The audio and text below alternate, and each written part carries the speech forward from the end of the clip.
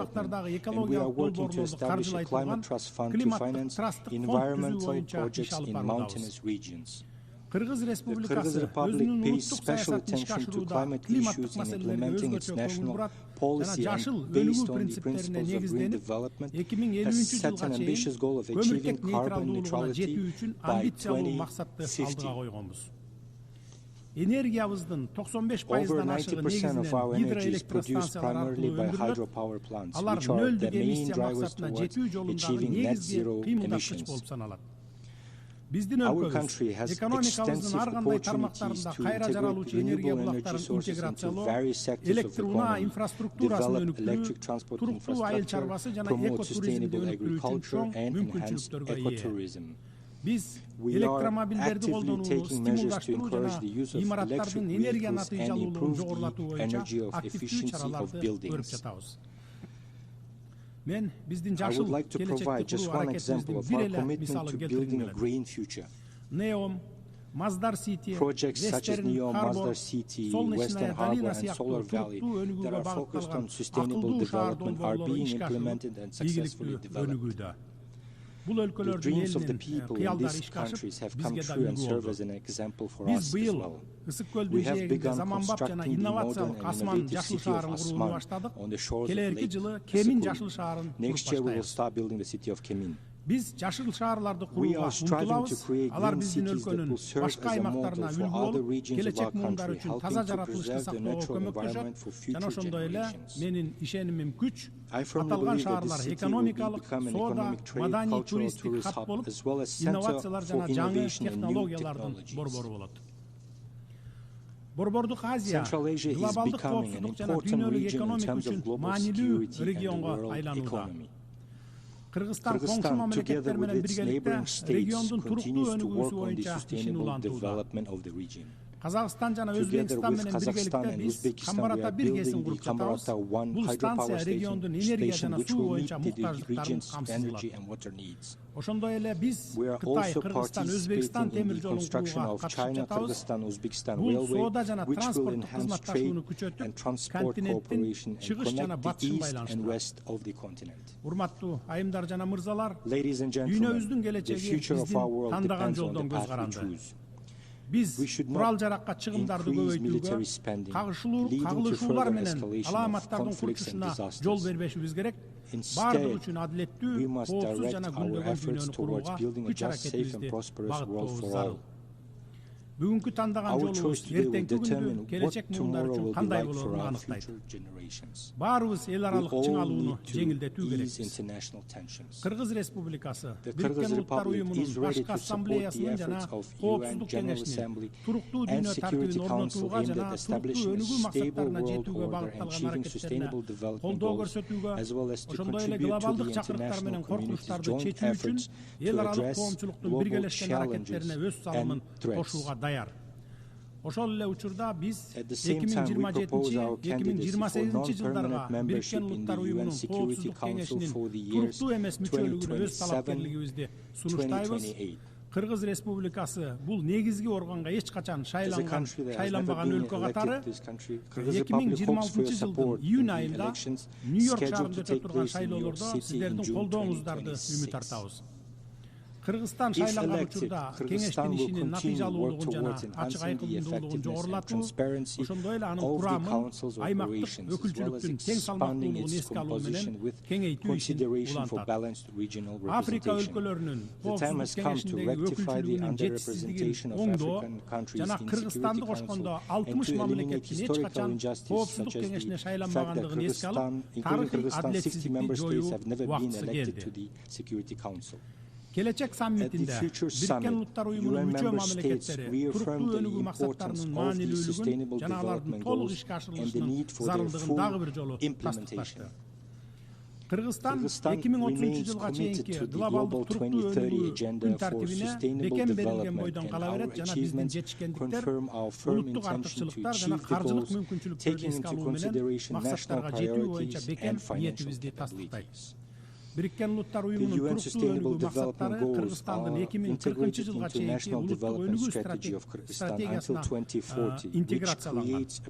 Бул стратегия туруктуу экономикалык жана социалдык өнүгүүгө, санариптештирүүгө, ишкердикке, ошондой эле учурдагы жана келечектеги буундар үчүн инновациялык жана экологиялык жактан таза технологияларды киргизүүгө мүмкүнчүлүк берет. Ушул жылдын 22-июлунда жеке ишкерлер менен чет өлкөлүк инвесторлордун укуктарын жана каражаттарын коргоо боюнча мыйзам кабыл алдык. Бул мыйзам инвесторлорду ишкердик жактан коргоо боюнча тиешелүү чараларды көрүүнү аныктайт. Ошондой эле бул мыйзамда тиешелүү мамлекеттик кызматкерлерди жазалоо чаралары да каралган.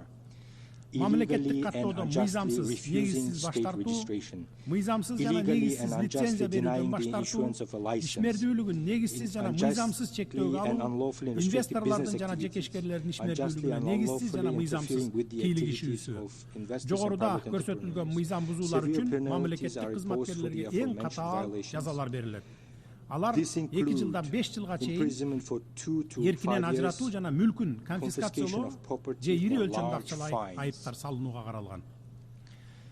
Кийинки жылы биздин өлкө туруктуу өнүгүү максаттарынын аткарылышы боюнча улуттук ыктыярдуу отчетун сунуштайт.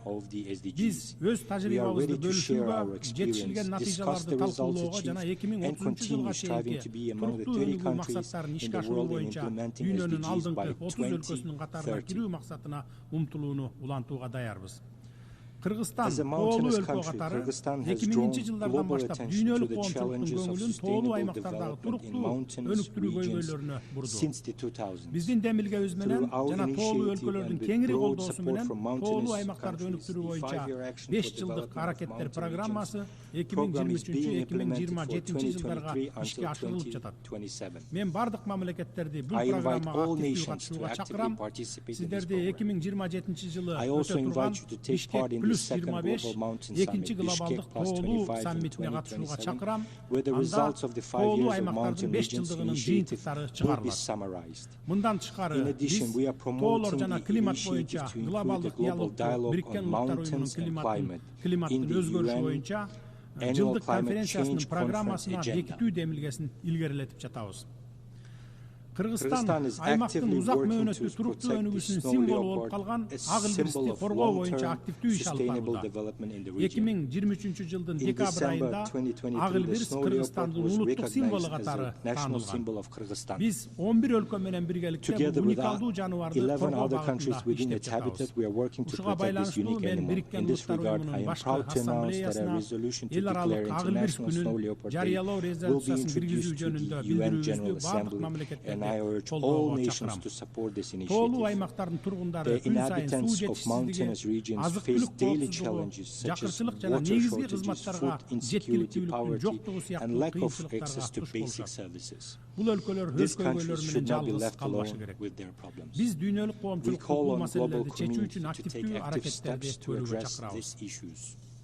Урматтуу кесиптештер, айымдар жана мырзалар, эл аралык коомчулукка ишеним жана бардык мамлекеттердин кызыкчылыктарын эске алган жаңы консенсусту түзүү убактысы келди. Сөзүмдү жыйынтыктап жатып, элдердин достугу, биримдиги жана тилектештиги тууралуу океандай тереңдикти камтыган Манас эпосунан төмөнкү сөздөрдү айткым келет. Бир жакадан баш, бир жеңден кол чыгарып күч-кубатты бириктирели. Биримдик бар жерде ырыс бар. Ошондо гана биз бекем жана жарык келечекти кура алабыз. Көңүл бурганыңыздарга терең ыраазычылык билдирем. On behalf of the Assembly, I wish to thank the President of the Kyrgyz Republic. The Assembly will hear an address by His Excellency Javier Gerardo Milei, President of the Argentine Republic. I request protocol to escort His Excellency and invite him to address the Assembly.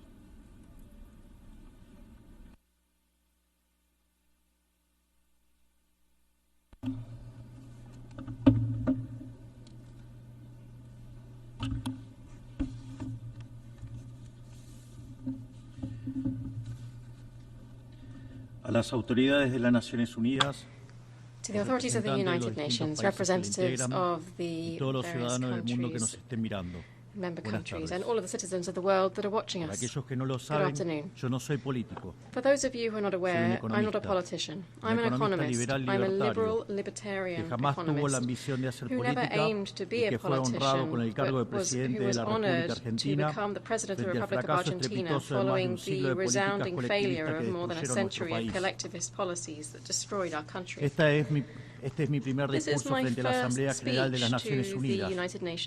Quiero aprovechar para con humildad alertar a las distintas naciones del mundo sobre el camino que están transitando hace décadas y sobre el peligro que implica que esta organización fracase en cumplir su misión original.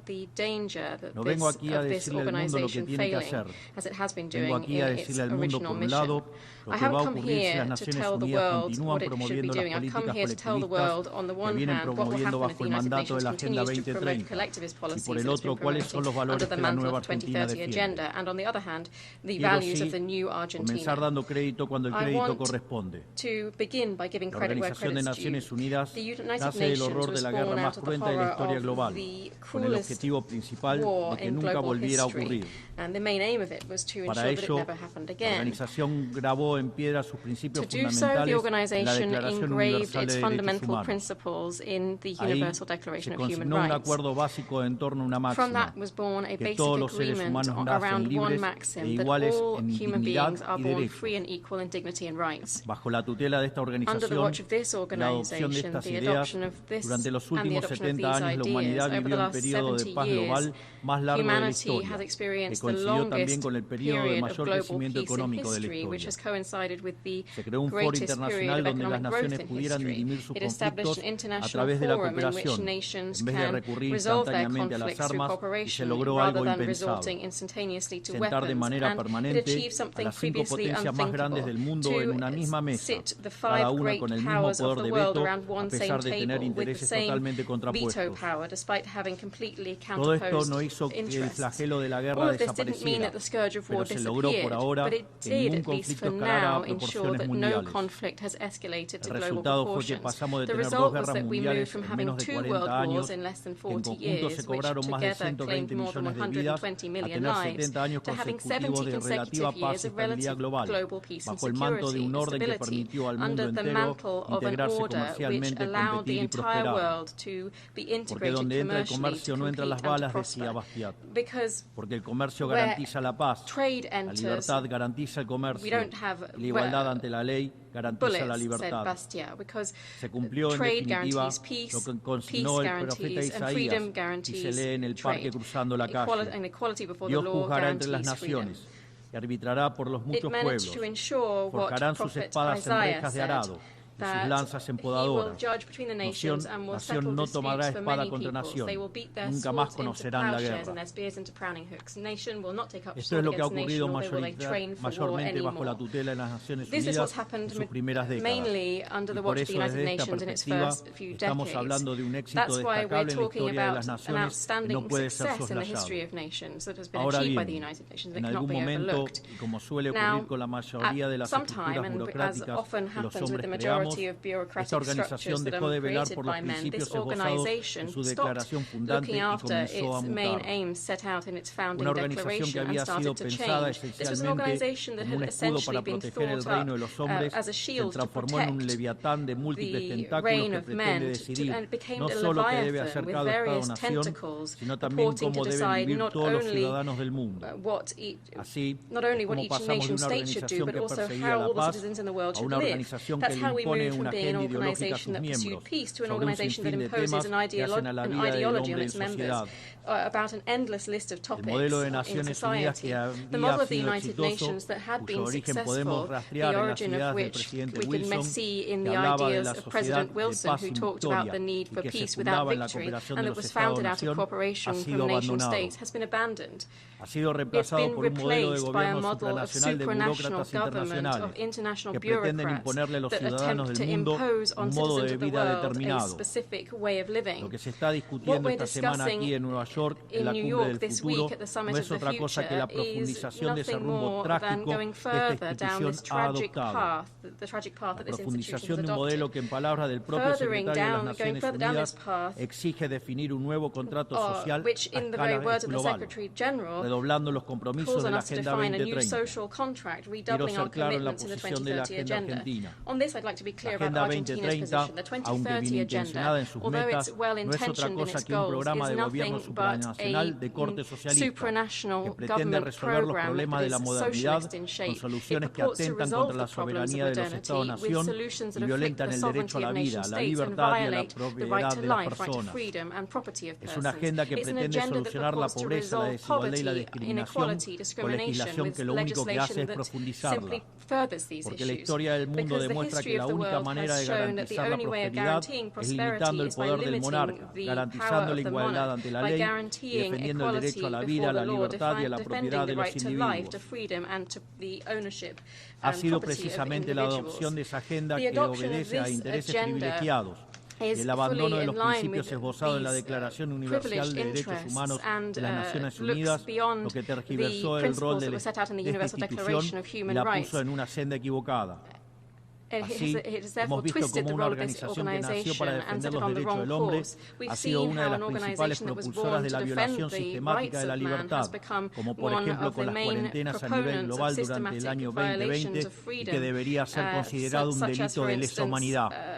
the En lockdowns esta misma imposed in casa, 2020, which que should be dice defender los derechos seen humanos, as han permitido el ingreso al Consejo de crime Derechos against Humanos humanity. In a this dictaduras same sangrientas como la de house, Cuba y we Venezuela put sin el más purports to mínimo defend reproche. human rights. We have also En esta misma casa, que included dice defender los bloody derechos de las dictatorships mujeres, in the Human permite el Rights ingreso al Council, Comité para la including Cuba and eliminación de la Venezuela, without discriminación contra la reproach. mujer In this a same países que house, castigan a which sus mujeres purports por to mostrar la defend piel. the rights of women, we've allowed En esta misma on casa, CEDAW, the CEDAW sistemáticamente Committee, se ha votado en contra del Estado de Israel, que es el único país del Medio Oriente que defiende la democracia liberal, mientras se ha demostrado en simultáneo una incapacidad total de responder al flagelo del terrorismo. En el plano económico se han promovido políticas colectivistas que atentan contra el crecimiento económico, violentan los derechos de propiedad y entorpecen el proceso económico natural, llegando a impedirle a los países más postergados del mundo gozar libremente de sus propios recursos para salir adelante. Regulaciones y prohibiciones impulsadas precisamente por los países que se desarrollaron gracias a hacer lo mismo que hoy condenan. Se ha promovido además una relación tóxica entre las políticas de gobernanza global y los organismos de crédito internacional, exigiéndole a los países más relegados que comprometan recursos que no tienen en programas que no necesitan, convirtiéndolo en deudores perpetuos para promover la agenda de las élites globales. Tampoco ha ayudado el tutelaje del Foro Económico Mundial, donde se promueven políticas ridículas con antiojeras maltusianas, como las políticas de emisión cero, que dañan sobre todo a los países pobres, a las políticas vinculadas a los derechos sexuales y reproductivos, cuando la tasa de natalidad de los países occidentales se está desplomando, anunciando un futuro sombrío para todos. Tampoco la organización ha cumplido satisfactoriamente su misión de defender la soberanía territorial de sus integrantes, como sabemos los argentinos de primera mano en la relación con las Islas Malvinas. Y llegamos incluso a una situación en la que el Consejo de Seguridad, que es el órgano más importante de esta casa, se ha desnaturalizado, porque el veto de sus integrantes permanentes se empezó a utilizar en defensa de los intereses particulares de algunos.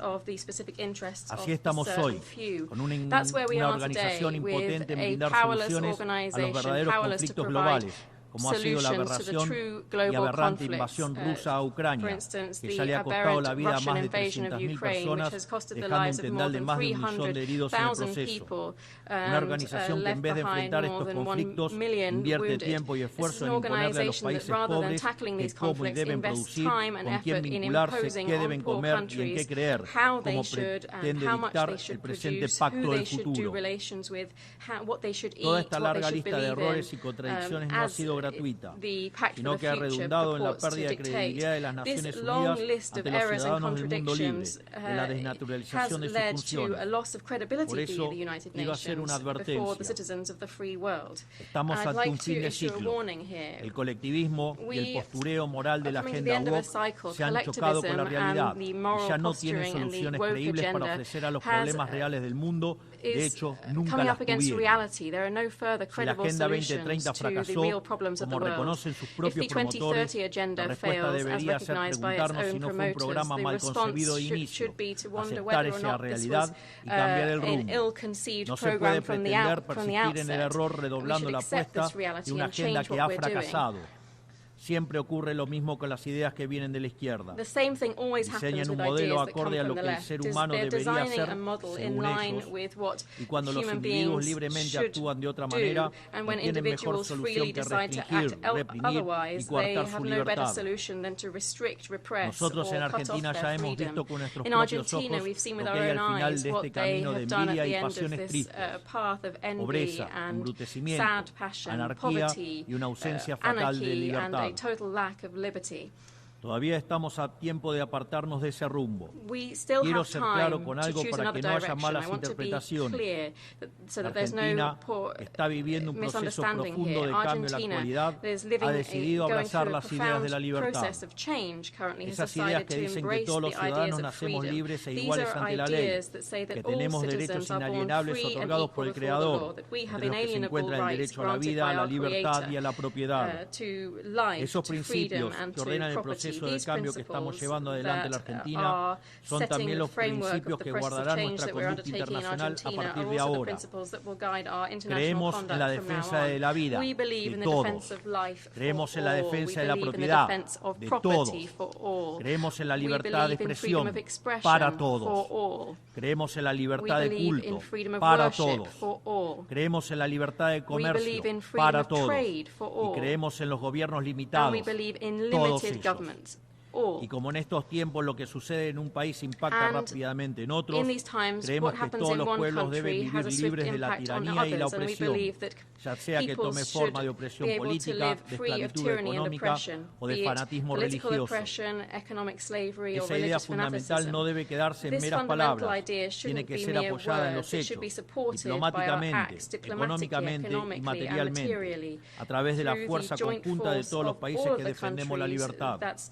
Esta doctrina de la nueva Argentina no es más ni menos que la verdadera esencia de la Organización de las Naciones Unidas, es decir, la cooperación de naciones unidas en defensa de la libertad. Si las Naciones Unidas deciden retomar los principios que le dieron vida y volver a adaptar el rol para la que fue concebida, cuente con el apoyo inclaudicable de la Argentina en la lucha por la libertad.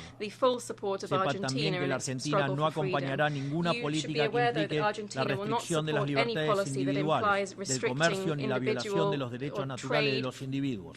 No importa quién la promueva ni cuánto consenso tenga esa institución.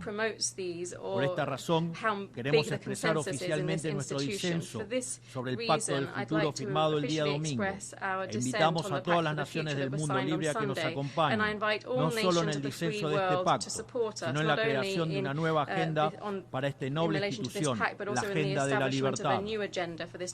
A partir de este día, sepan que la República Argentina va a abandonar la posición de neutralidad histórica que nos caracterizó y va a estar a la vanguardia de la lucha en defensa de la libertad.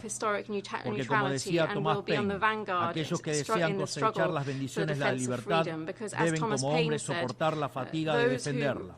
Que Dios bendiga a los argentinos y a todos los ciudadanos del mundo y que las fuerzas del cielo nos acompañen. ¡Viva la libertad, carajo! Muchas gracias. On behalf of the Assembly, I wish to thank the President of the Argentine Republic.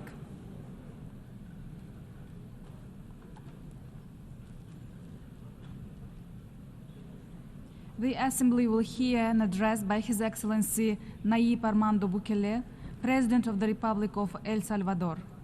I request protocol to escort His Excellency and invite him to address the Assembly.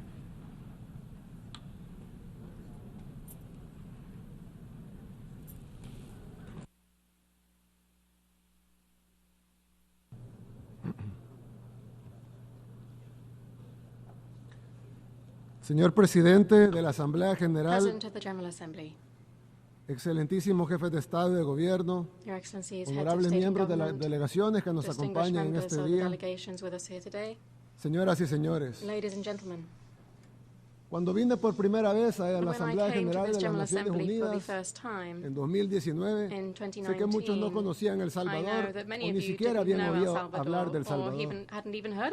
Y si lo conocían, solo tenían malas referencias, o el país más violento del mundo o el país de las maras. Otros no sabían de dónde quedaba en el mapa. Pero gracias a Dios, eso ha cambiado significativamente y en muy poco tiempo. 5 años después de aquel primer discurso, vengo acá como presidente de un país que ahora tiene voz en el mundo. En mis discursos anteriores ante esta Asamblea General, les hablé sobre la búsqueda de nuestra verdadera independencia. Por décadas estuvimos encadenados atrapados por las consecuencias de una guerra civil importada.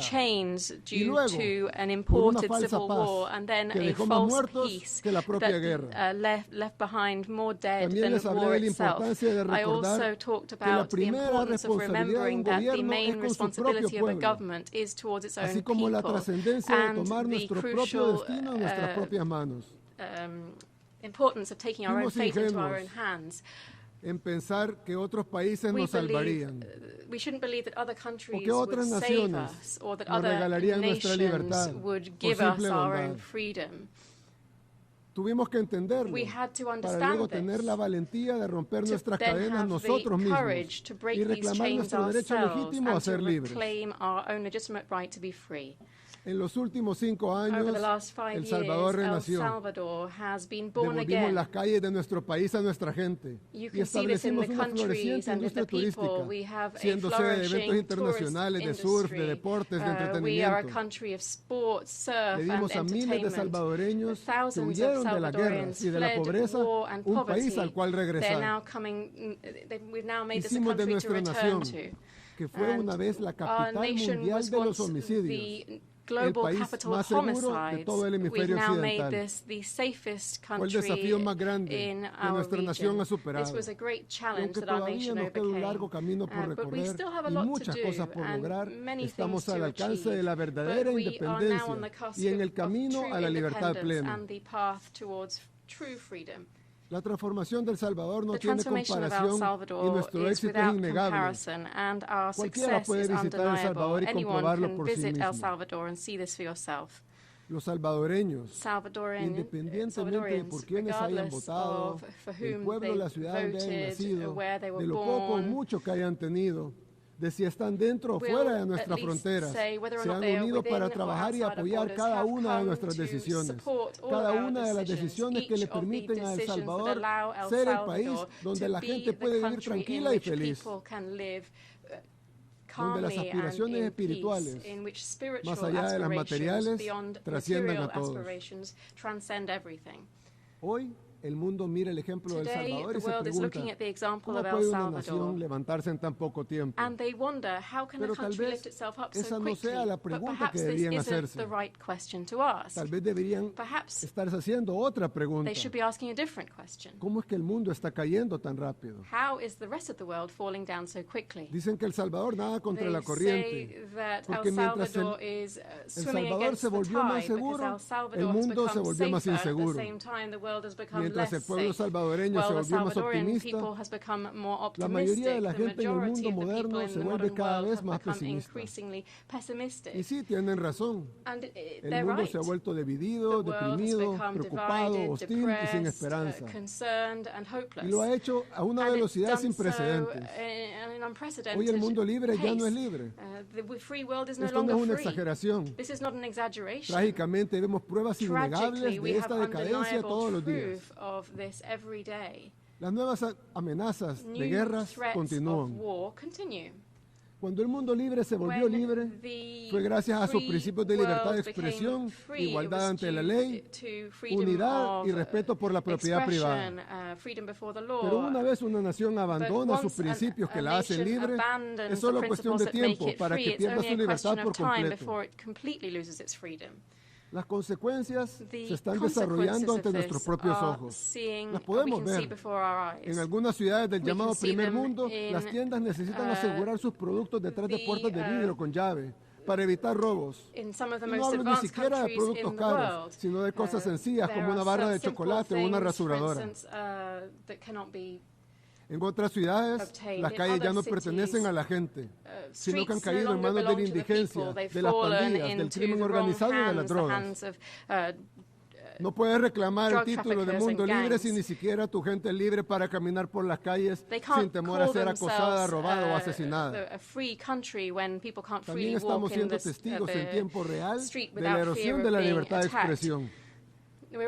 Hace apenas una década, Occidente era el bastión de la libertad de expresión y ahora es sermoneado por quienes solían denunciar. Las plataformas más grandes de redes sociales en el mundo fueron obligadas a censurar a sus usuarios a petición de sus gobiernos. Ciudadanos de países occidentales han sido arrestados por compartir publicaciones en redes sociales. Los partidos gobernantes han intentado prohibir a su oposición política. Estas no son acusaciones ni teorías de conspiración. Son hechos comprobables y ampliamente documentados. No se puede ganar el respeto del pueblo sin respetar al pueblo. Esto ni siquiera comenzó hace poco, pero lo notamos más porque en los últimos años se ha acelerado. Y esta aceleración significa que estamos acercándonos a un tenebroso punto de inflexión. Estamos ante una nueva era oscura de la humanidad. Como salvadoreños reconocemos estos síntomas de la decadencia cuando los vemos, porque hemos pasado por todos ellos. Vivimos las etapas de la caída de nuestra nación una por una.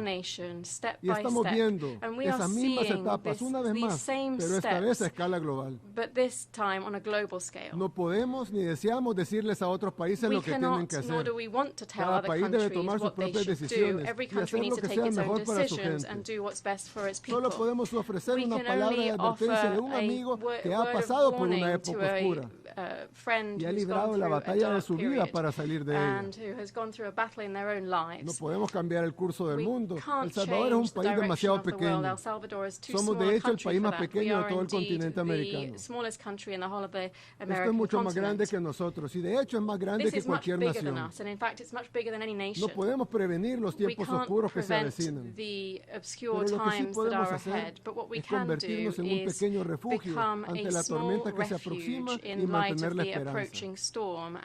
En El Salvador no encarcelamos a nuestra oposición, no censuramos opiniones, no confiscamos bienes de quienes piensan diferente, no arrestamos a las personas por expresar sus ideas.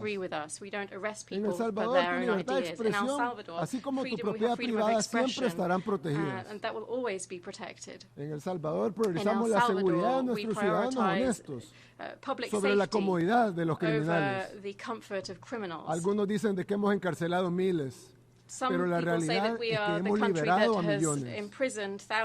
Ahora son los buenos los que viven libres, sin miedo, con sus libertades y derechos humanos totalmente respetados. Queremos que nuestra gente prospere. Por eso fomentamos la innovación y alentamos las nuevas ideas. Entendemos que se necesita un espacio seguro y libre para que los conceptos florezcan. Las visiones deben investigarse, probarse y experimentarse. No deben ser sofocadas por regulaciones anticuadas o por el miedo al cambio. En El Salvador encontrarán un espacio para perseguir sus ambiciones, ya sea en el campo de la tecnología, la finanza, la energía, la medicina, las artes, la cultura, la música o la arquitectura. Hace unos años, El Salvador solía ser uno de los lugares más oscuros de todo el planeta. Pero en poco tiempo nuestra nación renació. Porque nos recordamos a nosotros mismos que la libertad se toma, no se da ni se regala. Y como todo en la vida que vale la pena tener, necesita cuidado y mantenimiento.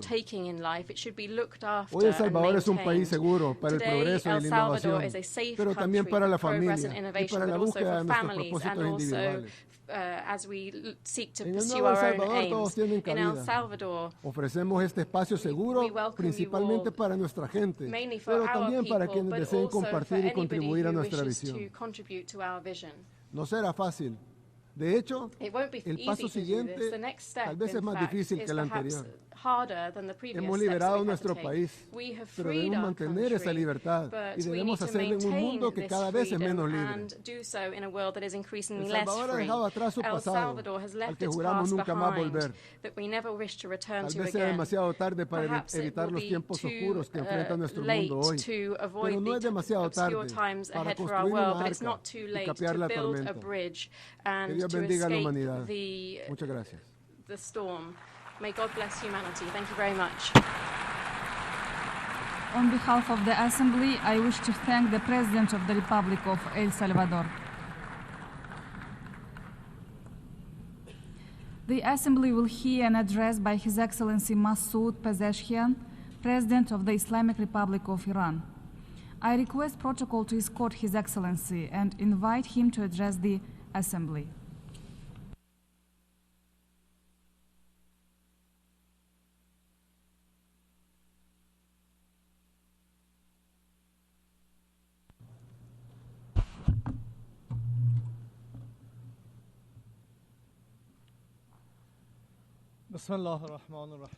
In the name of God, the most gracious, the most merciful.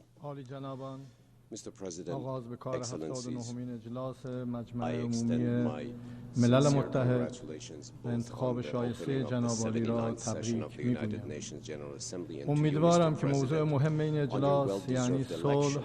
I trust that the crucial themes of this session, peace, sustainable development and human dignity, will illuminate a bright path for both present and future generations. Last year, the devoted president of my country, Ibrahim Raisi, addressed you from this very podium. او در راه خدمت به مردم ایران شهید شد. روحش شاد باد. من اینک برای اولین بار از این جایگاه ریاست جمهوری اسلامی ایران با شما سخن میگویم. مردم ما در انتخاب من به شعار محوری وفاق ملی رای دادند.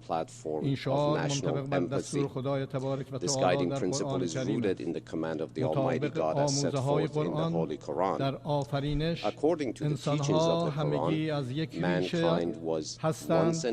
پیامبران آمدند که اختلافات را بر مبنای کتاب حل و فصل کنند. انسانها اختلاف نمی کنند مگر آنکه زیاده طلبی و تمامیت خواهی آنان را از راه حق دور کنند.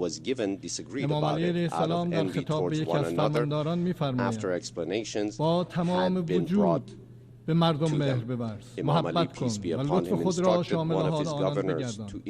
مبادا با مردمان تحت فرمان خویش با نامهربانی و خشونت treat those under your command with harshness or violence, for people fall into two categories.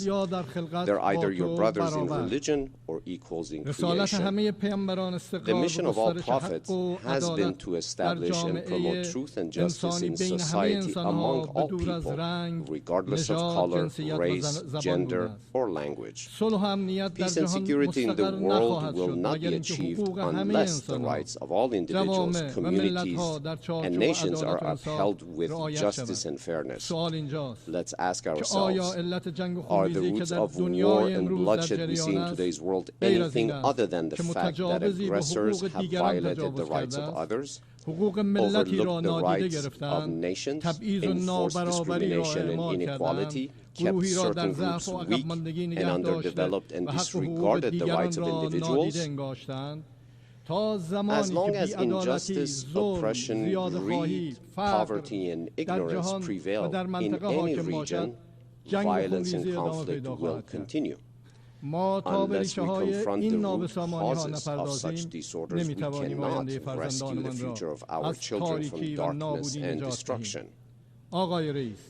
Mr. President, I embarked on my electoral campaign with a platform focused on reform, national empathy, constructive engagement with the world, and economic development that wants honor to gain the trust of my fellow citizens at the ballot box. I aim to lay a strong foundation for my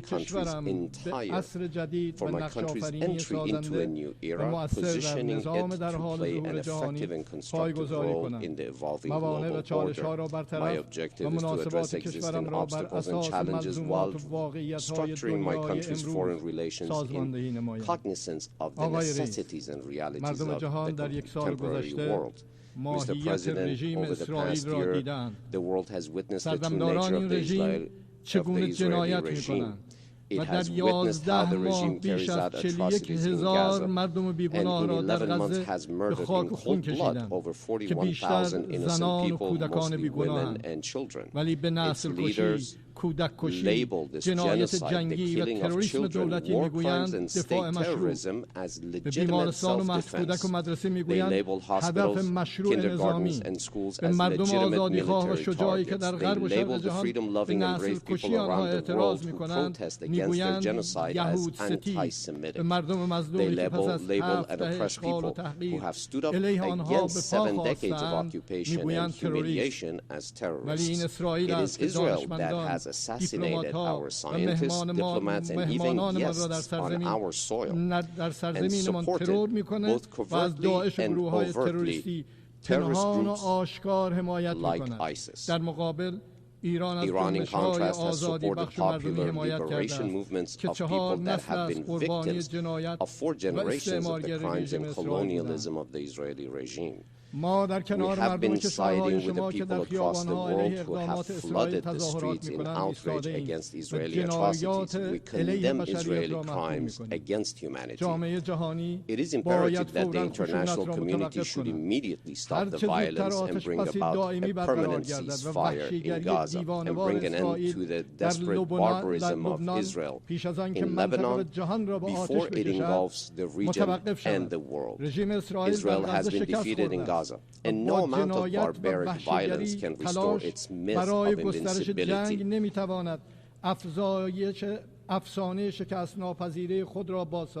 Naturally, blind Israeli state terrorism over the past few days in Lebanon, followed by a massive aggression with thousands of victims, cannot go unanswered.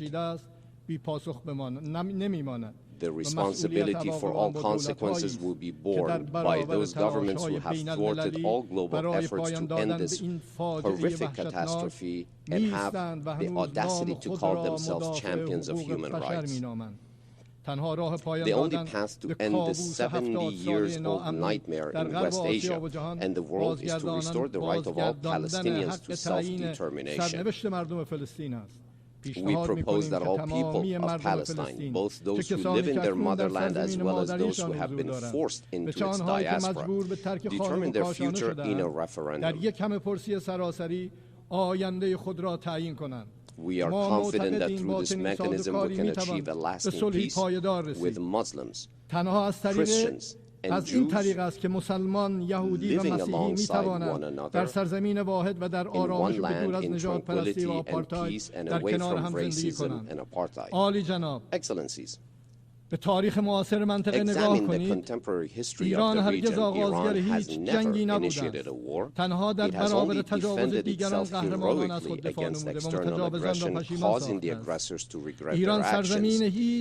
Iran has never occupied the territory of any nation. It has not sought the resources of any country. It has repeatedly offered various proposals to its neighbors and international fora aimed at establishing lasting peace and stability. We have emphasized the importance of unity in the region and establishing a strong region. A strong region rests on several fundamental principles. First, we must recognize that we are neighbors, and because of this bond, we will always remain together. The presence of foreign powers in our region is temporary and leads to instability.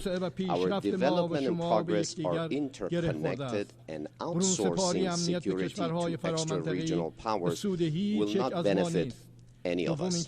Second, the new regional order must be inclusive and beneficial for all neighbors. An order that fails to safeguard the interests of each neighboring country cannot be sustained. Third, neighboring and brotherly countries should not waste their valuable resources on attritional rivalries and arms races. Our region suffers from war, sectarian tensions, terrorism and extremism, drug trafficking, water scarcity, refugee crises, environmental degradation, and foreign interventions. We can collectively address these common challenges for a better future for coming generations. I am the president of a country that has endured threats, war, occupation, and sanctions throughout its modern history.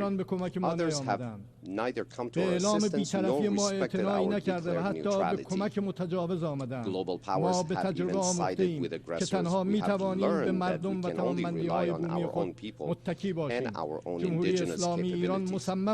The Islamic Republic of Iran seeks to safeguard its own security, not to create insecurity for others. We want peace for all and seek no war or quarrel with anyone. We seek lasting peace and security for the people of Ukraine and Russia. The Islamic Republic of Iran opposes war and emphasizes the urgent need to end military hostilities in Ukraine. We support all peaceful solutions and believe that dialogue is the only way to resolve this crisis. در جهان به هم پیوسته کنونی امنیت و منافع یک کشور با نابودی امنیت و منافع دیگران هرگز تأمین نخواهد شد. ما نیازمند نگاهی جدید برای حل مسائل جهانی هستیم.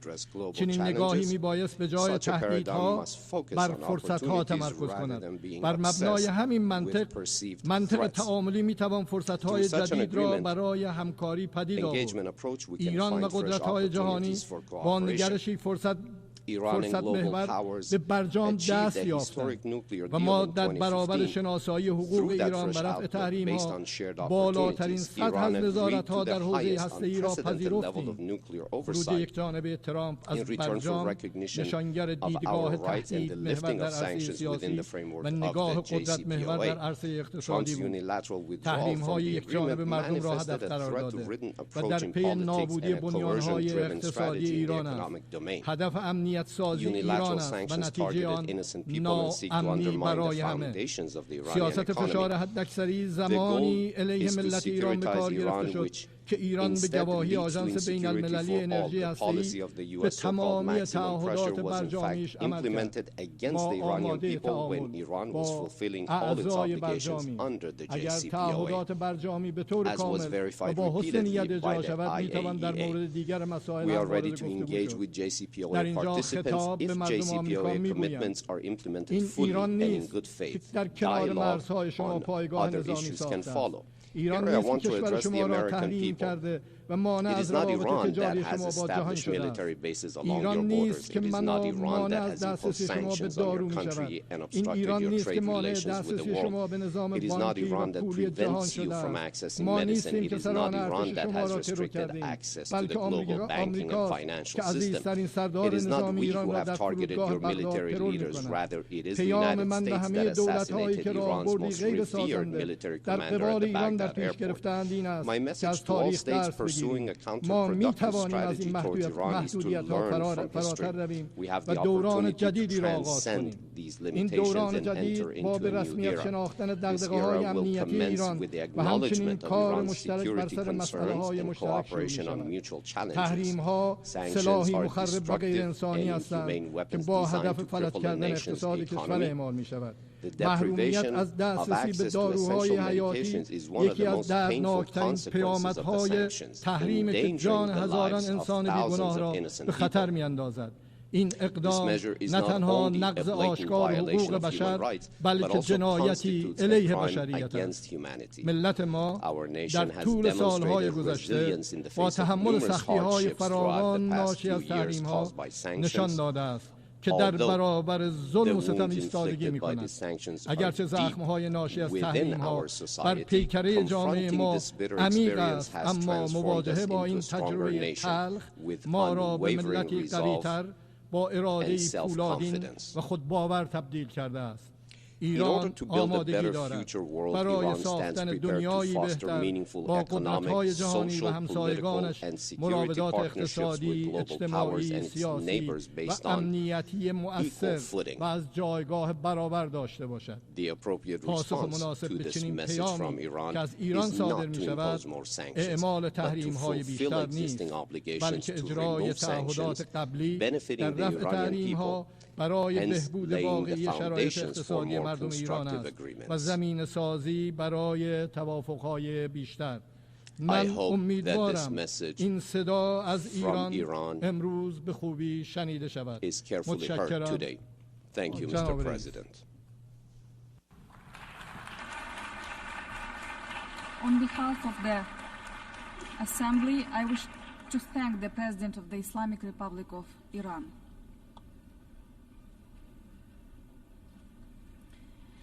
The Assembly will hear an address by His Excellency Alar Karis, President of the Republic of Estonia. I request protocol to escort His Excellency and invite him to address the Assembly.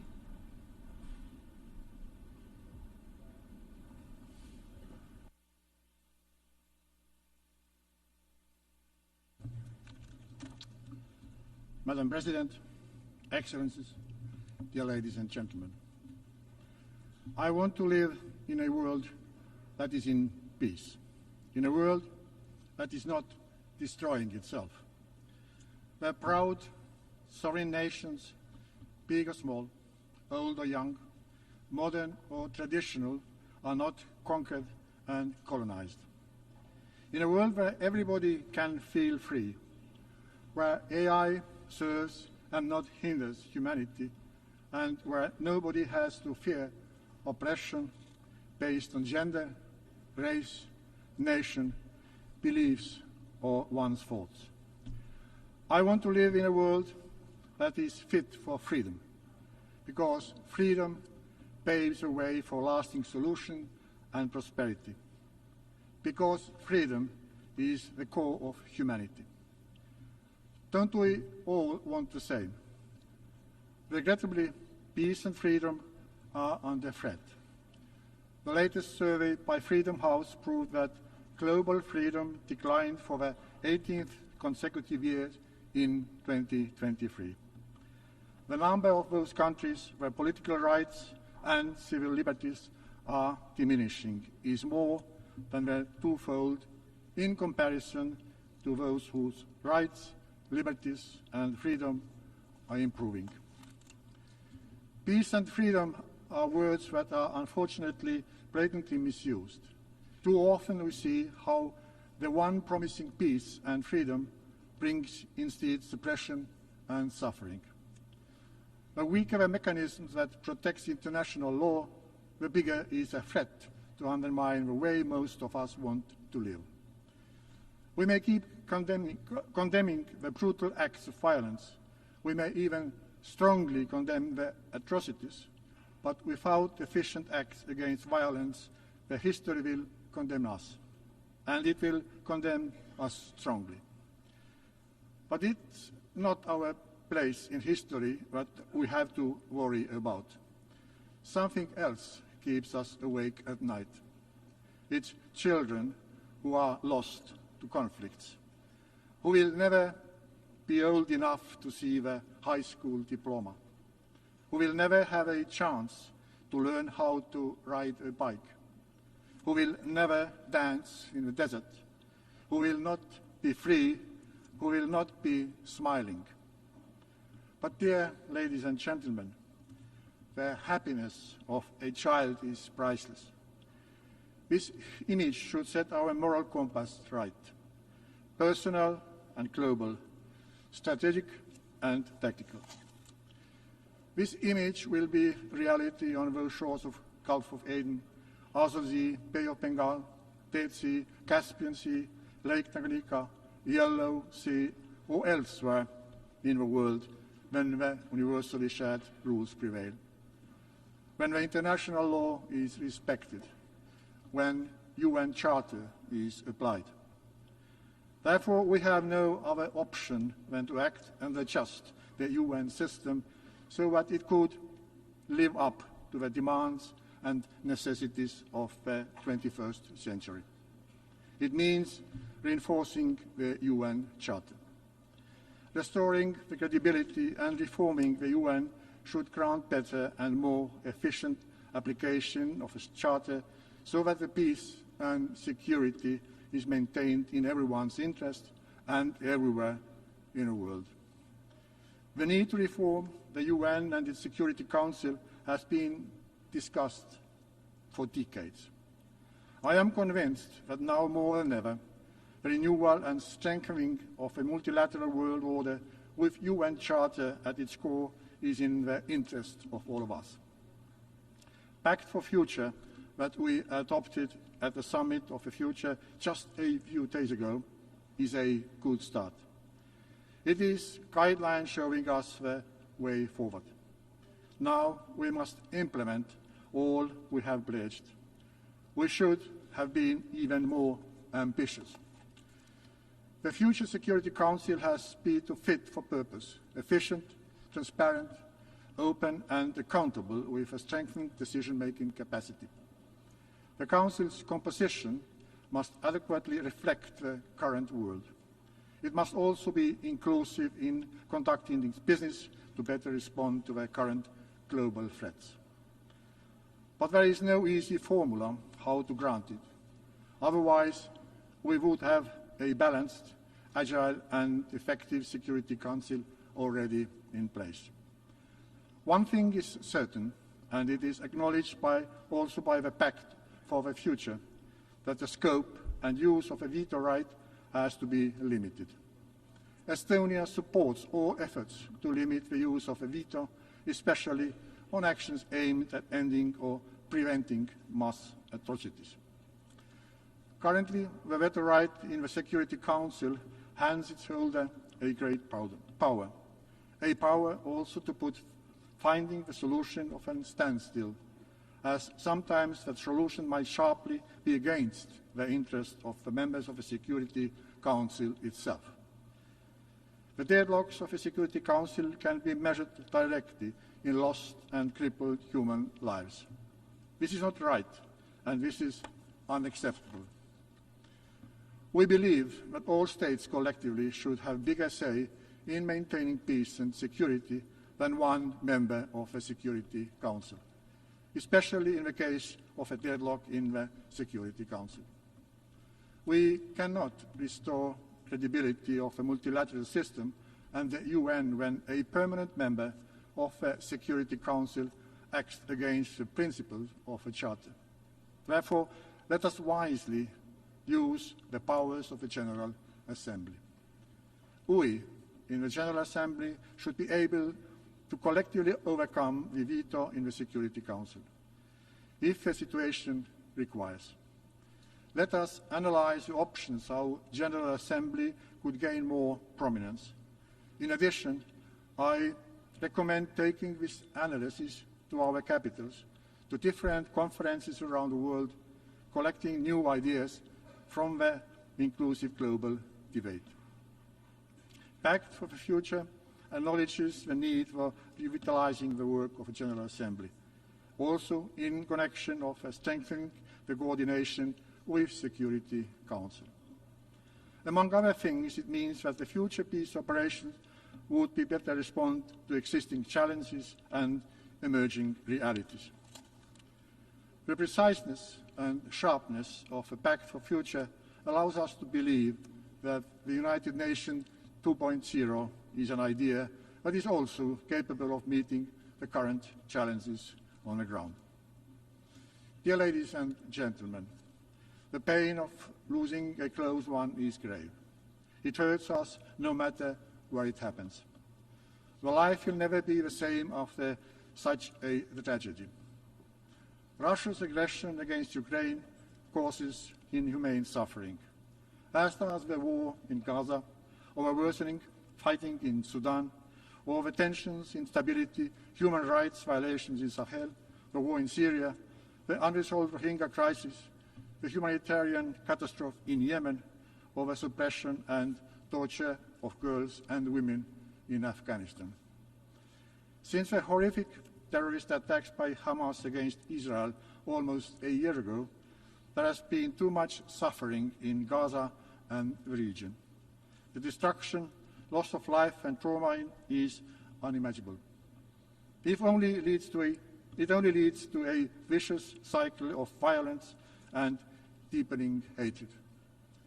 We believe it is high time for an agreement that would establish a ceasefire and allow for the release of hostages. Without being naive or blind to regional complexity, Estonia is deeply convinced that the two-state solution is the only way to just and lasting peace. Israelis and Palestinians both deserve to live in a free, sovereign country with secure and recognized borders. We must step up efforts to achieve this goal. Ladies and gentlemen, in this very room, the global community has condemned Russia's aggression against Ukraine. Russia has attacked international peace and security and the UN Charter. That is a fact, confirmed also by General Assembly. We must also firmly condemn the actions of those who arm Russia in this aggression, Iran and North Korea. It has been becoming increasingly important not to lose the sight. We cannot and will not accept blurring the realities of the ground. Russia's war against Ukraine is a clear black and white situation. Russia is the aggressor and Ukraine is the victim. Russian violations against international law are brutal and widely documented. Russia has systematically killed civilians. Ukrainian children are deported to camps far away from their homes and parents in order to teach how to think correctly. Unfortunately, sending people in the so-called correction camps where they are taught right behavioral patterns are not precedent in today's world. It makes me wonder in which century do we actually live in. What would any of us do if the aggressor, the murderer of our parents, would stand in front of us? Would we demand justice, accountability, and the end of aggressive behavior, or would we call the aggressor for a chat, for a settled misunderstanding between us? Probably the smooth talk about dialogue and importance for Ukraine and Russia to engage in direct peace talks are only supporting Russian cause, especially when those so-called peace proposals fail to recognize who is one who has launched the aggression and who is the one suffering. We are not going to call Russia for coffee. Instead, we call them to accept President Zelensky's 10-point peace formula, which has wide international support. Russia has to end the aggression, withdraw the troops and military equipment from the territory of Ukraine. Ukraine's territorial integrity and sovereignty must be restored. We demand Russia to stop cynically and shamelessly exploiting various conflicts to its own advantage by fueling contradictions in Africa, Europe, America, or elsewhere. Russia attacks the coherence of our societies and generates instability. Misinformation is a widely used weapon for this purpose. We have to act decisively against systematic spread of lies. To succeed in this, we must develop critical thinking and knowledge. Therefore, granting education globally for everybody is so strategically important. While drafting the UN resolutions, we must consider the new mechanisms that are weaponized and used to undermine international peace and security. The world has changed. Information is rushing in various digital formats, and we tend to live in fragmented bubbles. This can, in turn, be fertile ground to extremist terrorist groups or for neo-imperial expansionist ambitions. Similarly, refugees are sometimes used for destabilizing actions. Changing world poses new challenges. Let's make sure that UN methods, agencies, and resolutions meet the requirements of the 21st century. Dear ladies and gentlemen, last year, Estonia proposed the Fit for Freedom agenda that calls for global discussion. First, on how to reinforce multilateralism and international rule-based system with the UN Charter at its core. Second, how to foster inclusive decision-making of all states and societies. And third, how to ensure human rights and freedoms for all. The central idea of Fit for Freedom is simple. International law must be upheld, the rules must apply. Only then we are all better off. We do not need global cataclysm to build something instead of the UN. We have learned from the past, and we are able to build on the structures of the UN already in place. Most of all, it takes political will to succeed. The possibilities to engage with the work of the Security Council and its subsidiary organs should be improved to all the members of the General Assembly.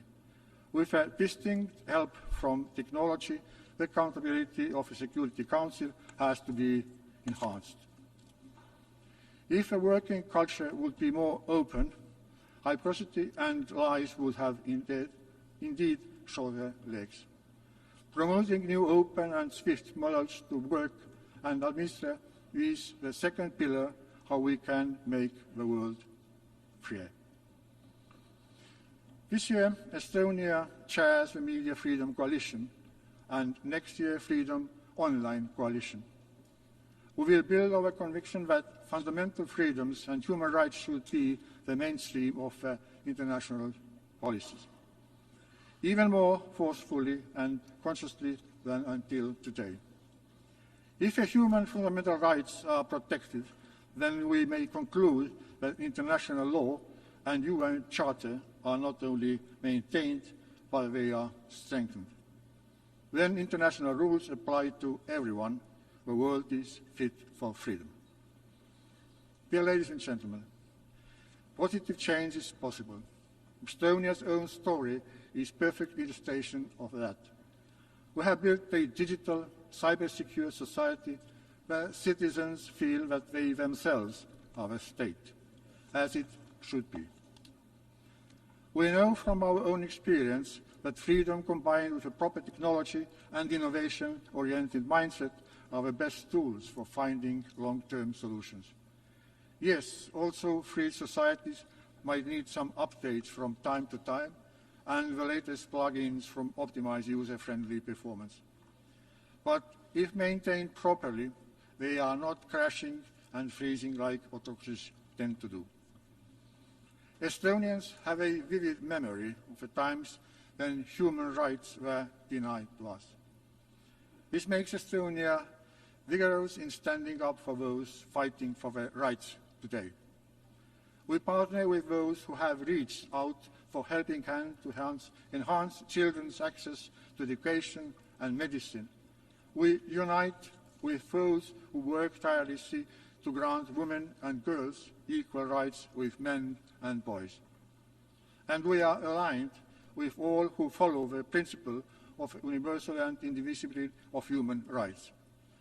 My country stands for these principles as a candidate for the UN Human Rights Council for 2026 till 2028.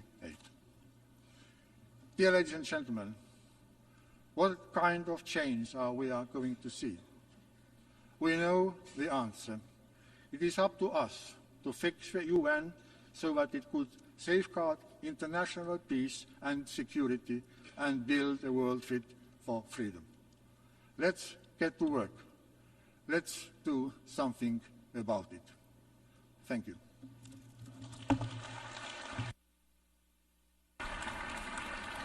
On behalf of the Assembly, I wish to thank the President of the Republic of Estonia. The Assembly will hear an address by His Excellency Gabriel Boric Font, President of the Republic of Chile. I request protocol to escort His Excellency and invite him to address the Assembly.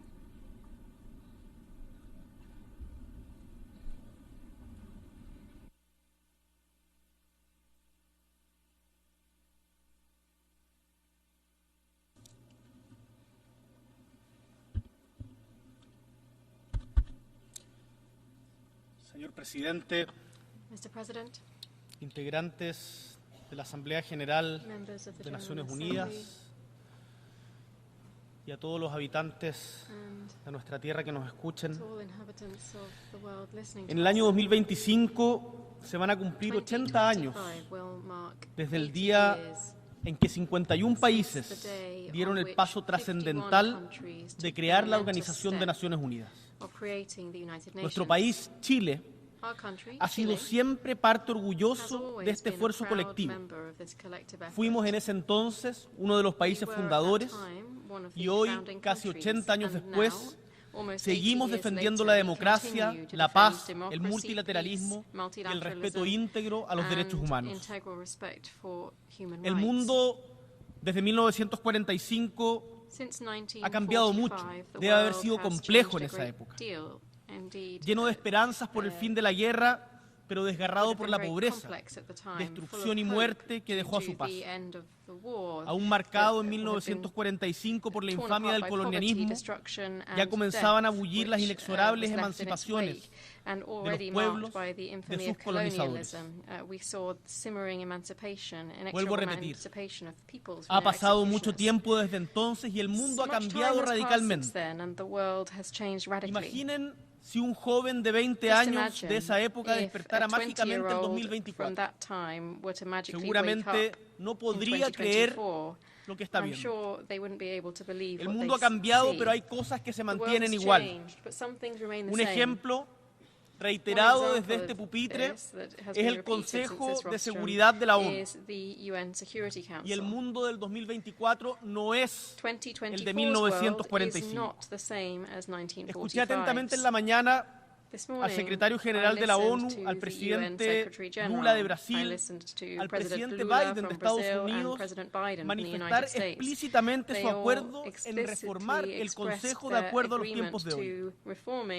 ¿Quién o qué lo impide?